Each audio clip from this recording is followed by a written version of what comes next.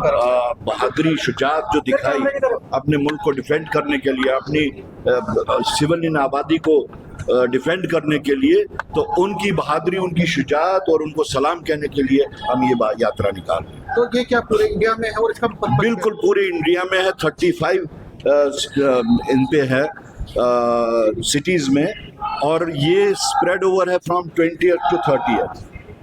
आप क्यों ये तिरंगा यात्रा को काउंटर कर रहे हैं, या तिरंगा यात्रा का मिसयूज अगर कर रहे हैं तो वो बीजेपी कर रहे हैं।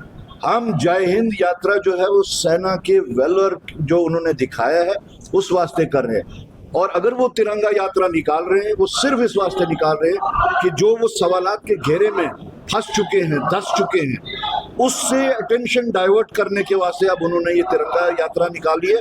और उसमें भी वो इस जो ऑपरेशन सिंदूर है उसका नाम इस्तेमाल करते हुए मिसयूज कर रहे हैं, and it is highly condemnable. Indira Gandhi को बहुत याद कर रहे हैं आप? इंदिरा गांधी जी को इसलिए याद कर रहे हैं कि उन्होंने कभी भी मुल्क के सालमियत के साथ और मुल्क की इज्जत के साथ कंप्रोमाइज नहीं किया। उन्होंने तो अपनी जान भी मुल्क की सालमियत के वास्ते ही दी थी।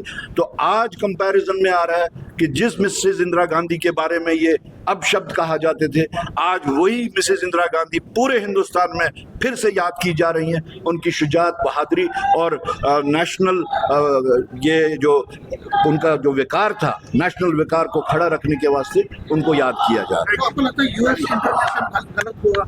बिल्कुल गलत हुआ, कैसे नहीं हुआ। हमारी तो स्टेटेड पॉलिसी है, फॉरेन पॉलिसी स्टेटेड यही है कि we will not accept any third party intervention. और जहां तक इंडो पाक रिलेशंस का बात था कि अगर उसमें कहीं पे हमें कभी भी कुछ बात करनी हो तो that will be bilateral, no intervention from any